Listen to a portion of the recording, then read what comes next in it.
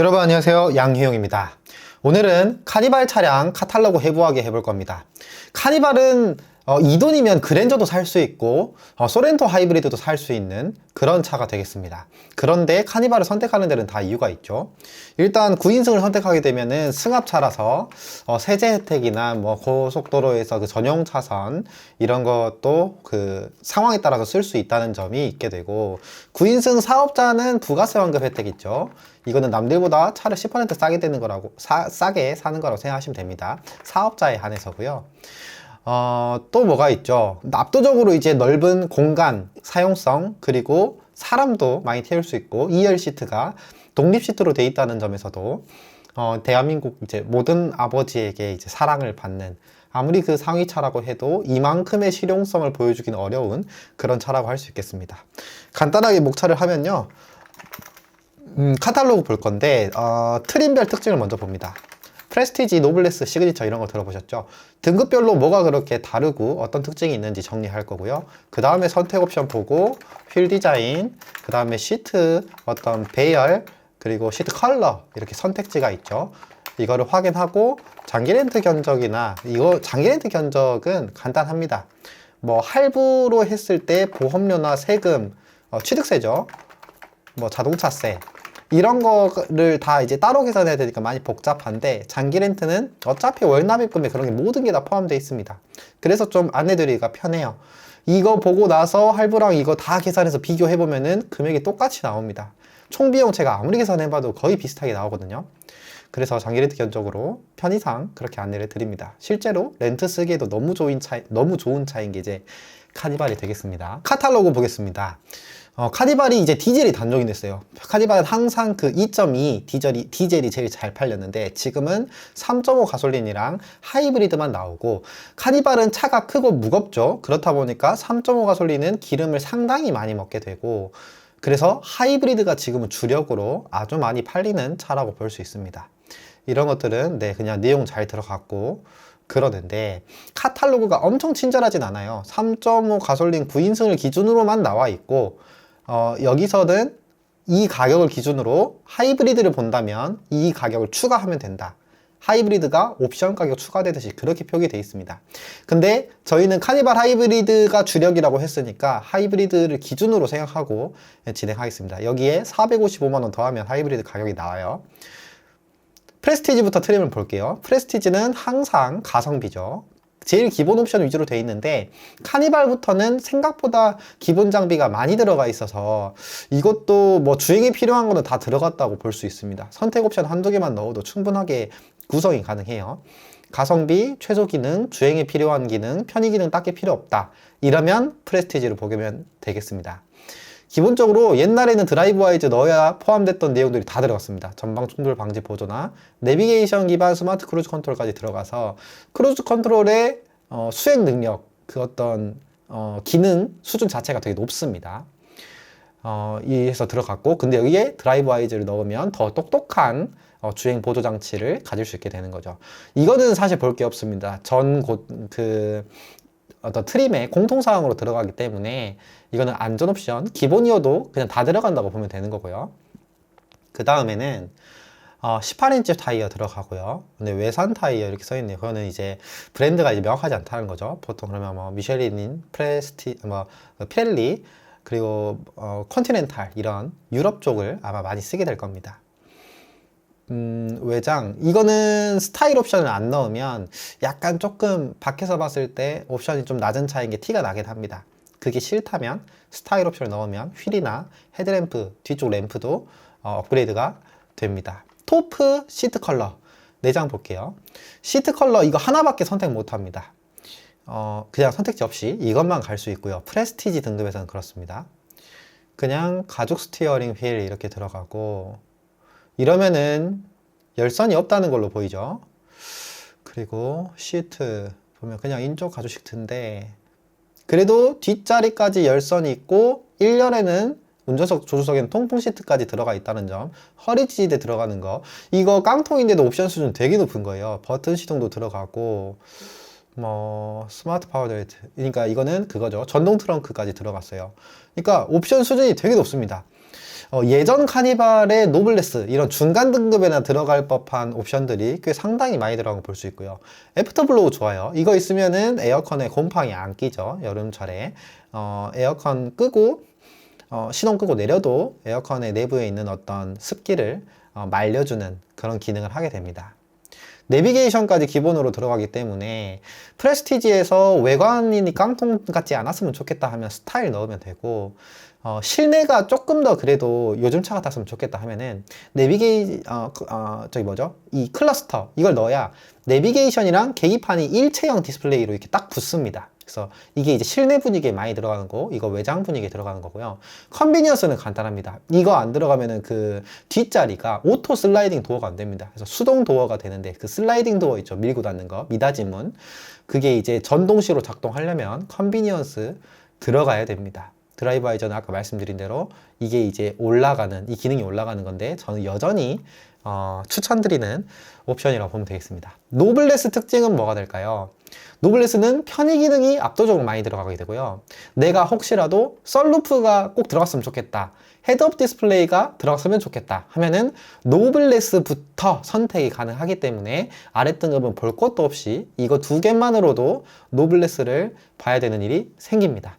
아니면 뒷자리에도 통풍 시트가 들어갔으면 좋겠다. 나는 아무래도 가족들을 위한 차로 많이 생각하기 때문에 의전의 목적이 있고 뒷자리에 탄 사람도 편했으면 좋겠다. 통풍 시트 정도도 있어야 된다. 뒷자리도. 그러면 컴포트 옵션을 넣어야 되고 이것도 역시나 노블레스에서만 선택이 가능합니다.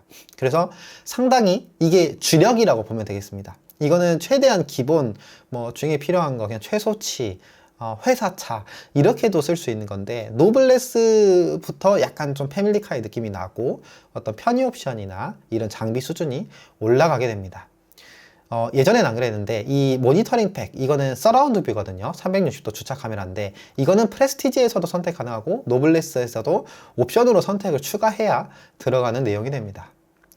또 뭐가 있을까요? 노블레스에서만 들어가는 게 꽤 상당히 다른 차보다 노블레스가 완전 주력이라는 게 느껴지는 게 포함 내용이 많습니다. 1열이랑 2열까지 이중접합 차음 글라스가 들어가게 되는데요. 이거는 고속도로에서 한 시속이 110km 정도가 넘었을 때 그때 바람 소리 나는 거 있죠. 풍절음이라고 합니다. 그게 확연하게 줄어듭니다. 이게 들어가면요. 그래서 고속주행 안정성에서 동승자들이 느끼는 게 프레스티지랑 노블레스랑 꽤 차이가 날 수 있다는 점 안내를 좀 드리고요. 그래서 노블레스는 패밀리카로 쓸 때는 여러모로 주력 차종이 된다고 볼 수 있습니다. 저도 이게 좀 제일 많이 좀 판매가 되는 것 같고요. 특혜가 좀 많습니다. 코튼 베이지 시트 컬러도 노블레스부터 선택이 가능합니다. 차별화를 좀 많이 줬죠. 그리고 일체형 그 계기판 있죠. 내비게이션이랑 일체형 되는 계기판도 여기 들어가기 때문에 상당히 그냥 이제 노블레스를 웬만하면 하라는 게 되는 거죠. 아까 그 전동식 슬라이딩 도어도 들어가고 그러니까 옵션을 넣을 만한 거 지금 많이 포함됩니다. 그리고 이것도 크죠. 2열하고 3열에 수동식 선 커튼. 그러니까 창문에 이렇게 커튼이 수동식으로 들어가게 되는데 햇빛 가리개죠. 이것도 애프터로 작업하시는 분들도 많고 근데 애프터가 보통 퀄리티가 더 떨어지기 때문에 이거 때문에라도 노블레스 오는 분들이 상당히 많다. 그러면 대체로 느껴지는 게 뭘까요? 동승자를 위하고 그리고 뒷자리를 위한 옵션들이 상당히 많이 들어간다는 거죠. 사실상 썬루프도 운전자는 하늘을 쳐다볼 일이 없거든요. 전방 조시를 해야 되니까. 근데 뒷자리에 있는 사람들이 썬루프가 있으면 답답함이 좀 덜한 그런 게 있잖아요. 그래서 여러모로 이거는 2열 시트를 위한 또 편의 장비 이런 거를 위한 등급이라고 봐야 되고요. 기능 같은 면에서는 노블레스에서 그냥 끝납니다. 시그니처로 갈 것 같지도 없습니다. 그런데 누가 왜 시그니처 등급까지 올라가게 될까요? 시그니처로 들어가면 뭐가 그렇게 다르게 될까요? 시그니처는 항상 그럽니다. 항상 최상위 트림에는 어떤 감성적인 느낌의 어떤 옵션이나 소재, 인테리어 같은 느낌, 그리고 어떤 그런 거를 좀 많이 주게 되는데요. 그래도 역시 차별화 있습니다. 저희는 하이브리드를 역시 많이 아시죠? 가솔린에서는 이 네이비 그레이라는 시트 컬러 선택은 최상이어도 선택이 안 되는데 하이브리드로 가면은 이 네이비 그레이 시트 컬러 선택 가능하고요. 이게 좀 밝은 색상에 좀 촉합니다. 앰비언트 라이트, 약간 실내 무드등이죠. 이것도 실내 분위기가 좀 달라지는 거. 이 가죽 시트가 소재가 좀 더 좋아지는 거. 아까 말씀드린 대로 소재, 감성, 인테리어 영역에 좀 그게 들어가는 게 많습니다. 그리고 여기부터죠. 메모리 시트 가려면 시그니처로 봐야 됩니다. 아까 썬루프가 필요하다면 노블레스 이상 무조건 해야 되는 것처럼 나는 메모리 시트에 내 몸이 완전히 적응되어 있고 내 차는 운전자가 자주 바뀌는 편이고 그렇기 때문에 메모리 시트가 있는 게 나는 정말 무조건 필요하다. 그러면은 시그니처까지는 어쩔 수 없이 와야 되는 겁니다. 하나 더 있죠. 이 스피커. 진짜 음악을 즐기는 편이고 나는 스피커가 안 좋으면 조금 답답하고 그 해상도가 깨지고 막 음악의 그 음질을 다 느낀다 하는 분들은 역시나 시그니처까지 와야만 보스 프리미엄 사운드 옵션을 선택할 수 있게 그렇게 되어 있습니다. 그러니까 등급이 올라갈 이유들이 각자 아주 명확하게 구성되어 있어서 이런 거를 이제 기아의 옵션질이라고 하는 건데, 참, 그렇습니다. 저는 이제 설명을 딱딱딱 드리기가 참 편하기는 한데, 뭐, 메모리 시트 하나 때문에 나는 이걸로도 사양 프레스티지로도 충분한데, 그냥 메모리 시트 하나가 아쉬워서 시그니처를 간다. 이런 경우도 분명히 생기게 될 겁니다. 역시 참, 이렇게 구성을 늘 이렇게 해놓습니다. X라인은 뭘까요? 이거는 그냥 외관 디자인입니다. 사양은 그냥 시그니처라고 보면 되는데 가격 차이도 별로 안 나잖아요.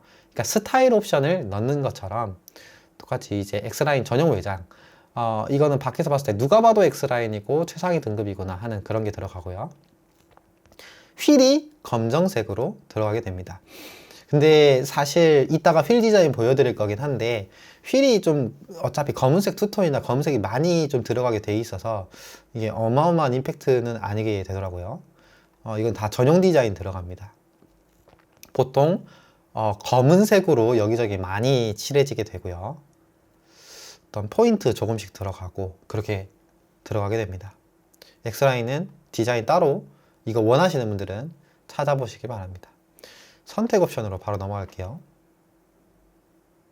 7인승도 봐야 되는데 7인승은 프레스티지가 없고 노블레스 시그니처 이렇게 시작한다고 보면 되고 뭐 아웃도어 등급이 좀 약간 특수해요. 이렇게 뭐 뒷자리 이제 옵션을 조금 더 들어가게 되고 하는 건데 그냥 거의 비슷하다고 보면 됩니다. 아까 그 노블레스랑 시그니처의 그 기준이 비슷합니다. 프레스티지만 삭제됐다고 보시면 돼요. 근데 7인승은 저희의 어떤 주력 차종이 아니에요. 7인승은 법적으로 이제 승용차로 들어가게 돼요.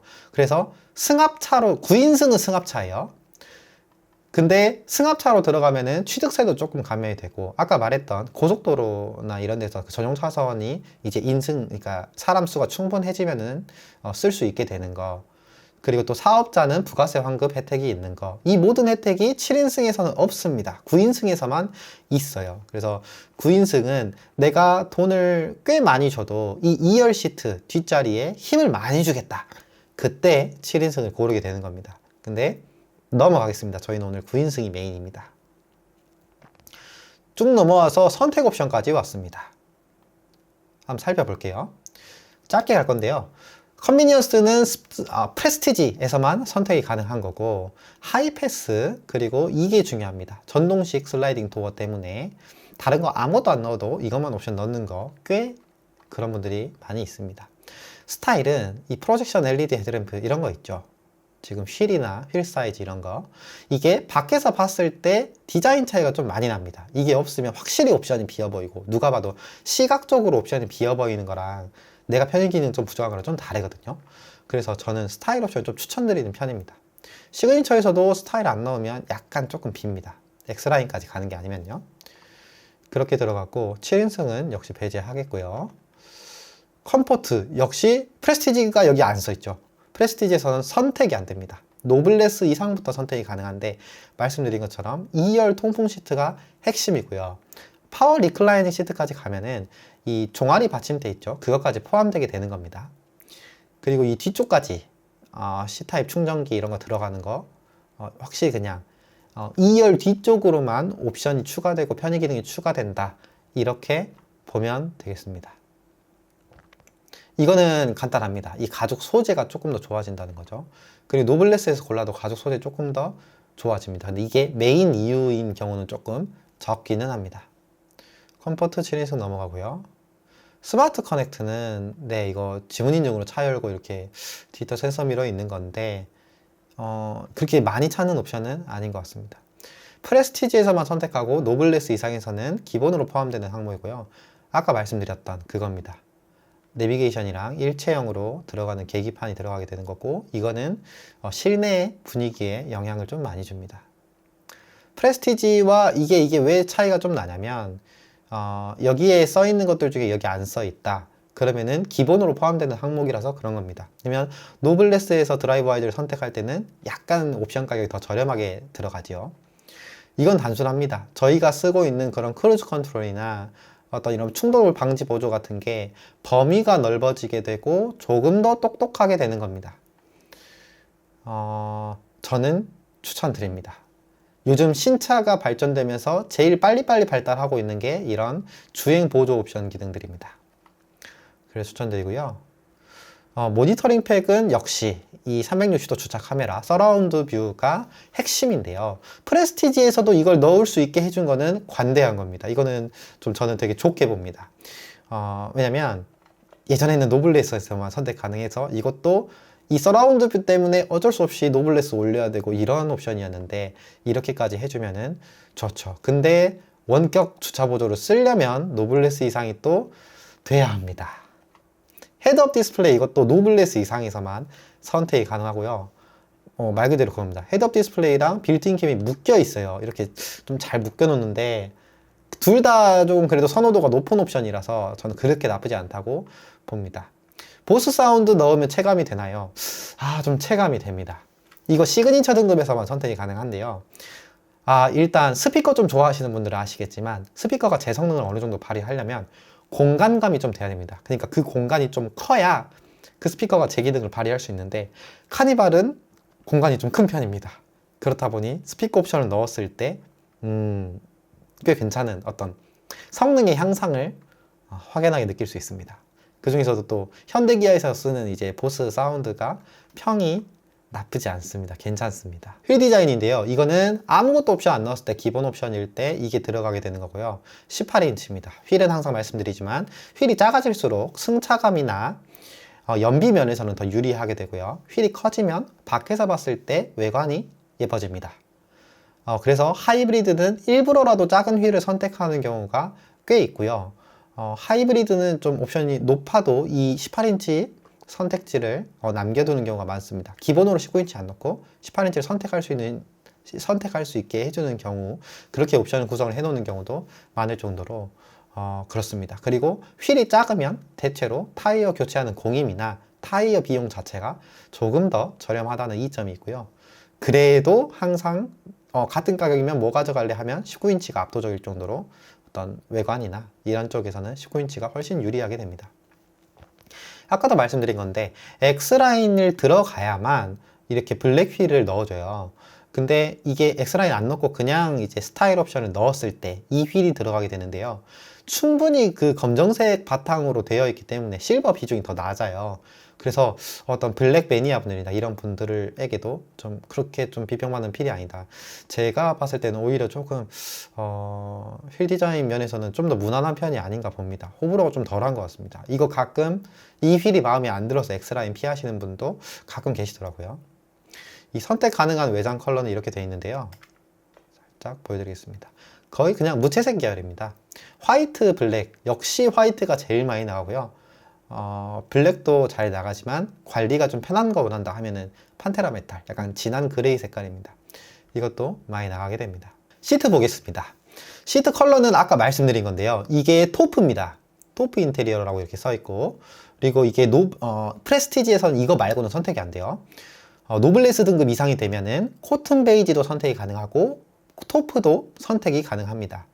이게 근데 색상이 짙어서 관리가 편하다는 이유로 선택해 주시는 분들이 꽤 계시고요. 아이 키우시는 분들이 특히 그렇습니다. 코튼 베이지는 생각보다 밝기 때문에 아이 있으면은 조금 약간 한 번 더 생각하게 되는 그런 게 좀 있습니다. 하이브리드이면서 시그니처 등급 이상이면은 네이비 그레이 시트가 선택 가능한데요. 그냥 확실히 차문 열었을 때 시트 컬러가 이렇게까지 밝으면 화사한 느낌을 줍니다. 근데 거의 화이트에 가깝기 때문에 어떤 적어도 이걸 선택하게 되면 청바지는 조금 입기 힘들 수도 있거나 방수 깔아야 될 겁니다. 그래서 관리가 엄청 어렵지는 않지만 유색 시트에, 그러니까 이런 밝은 컬러 톤의 적은 항상 청바지입니다. 인승 배열도 볼 건데요. 이게 9인승입니다. 맨 뒷자리는 어차피 항상 이제 완전히 접어놓고 쓰니까 이제 짐을 적재하는 공간이 될 확률이 높고요. 2열 시트, 어차피 다 독립 시트로 돼 있어서 괜찮습니다. 카니발 차가 나가면 10대 중 9대 아니면 20대 중 19대 정도는 다 거의 9인승으로 나갈 정도로 9인승이 압도적으로 인기가 많고 9인승을 팔려고 만든 차다라고 봐도 될 정도로 9인승이 혜택도 좋고 실제 가격도 좋고 중고 가격도 잘 나옵니다. 압도적인 수요를 보여준다는 거죠. 7인승 시트는 이렇게 돼 있는데요.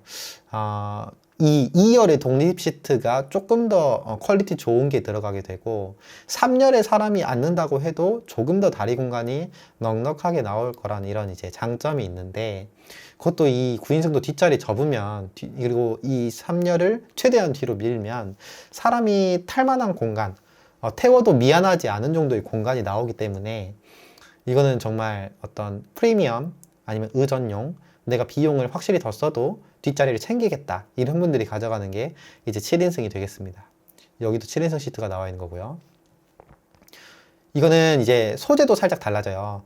프레스티지에서 기본으로 하면은 이제 인조 가죽이 되는 거고 시그니처 등급까지 가거나 노블레스에서 컴포트까지 선택하게 되면은 그냥 일반 가죽 약간 더 천연 가죽의 비율이 높아진다고 보면 되겠죠. 그리고 나파 가죽으로까지 가게 되면은 이제 시그니처 등급에서 적용이 될 건데 조금 더 약간 말랑하고 부드러운 느낌이 있지만 카니발에서는 근데 뭐 이거는 제가 경험해본 바로는 딱 돈 쓴 만큼 돈값을 하는 정도는 됩니다. 네, 그렇게 좀 안내를 드리겠습니다. 그러면은 옵션에 대한 얘기는 거의 다 나눴고요. 그 다음에는 장기 렌트 견적 안내 드리기로 했는데요. 렌트 견적입니다. 기준은 이렇게 잡았습니다. 한번 보시고요. 48개월에 초기 비용 하나도 없는 가격이죠. 모든 세금, 보험료, 부가세 포함되어 있으니까 좀 편합니다. 48개월에서 옵션 정말 아무것도 안 나오면 한 달에 55만 6천 원 이렇게 나오고요.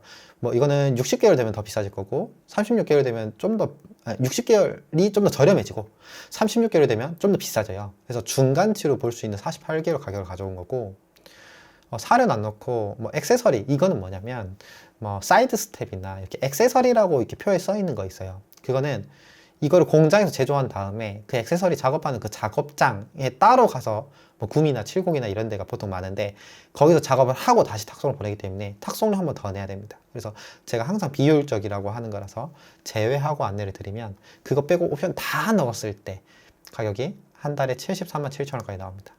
보면 갭이 좀 있어요. 근데 노블레스로 선택하면 보통 60만 원 초중반대 나오거든요. 초중반대입니다. 그래서 4년 계약을 기준으로 보실 분들은 노블레스 가면은 60만 원 뿔마다 이렇게 보시면 되고 60개월의 연 2만으로 가면 노블레스 해도 50만 원 후반대 뭐 이렇게도 나옵니다. 그래서 가격 안내도 여기까지 드렸고 제가 늘 짧고 빠르게 핵심만 전달드리는 그러려고 참 애를 쓰고 있어서 네, 여기까지 봐주셔서 감사합니다. 빠르게 마무리하도록 하겠습니다. 시청해주셔서 감사합니다. 그리고 이거 제 연락처입니다. 저 차 파는 사람입니다. 장기 렌트 리스가 주력이지만 뭐 신차 그냥 구매하시는 분도 할부도 하고 있고요.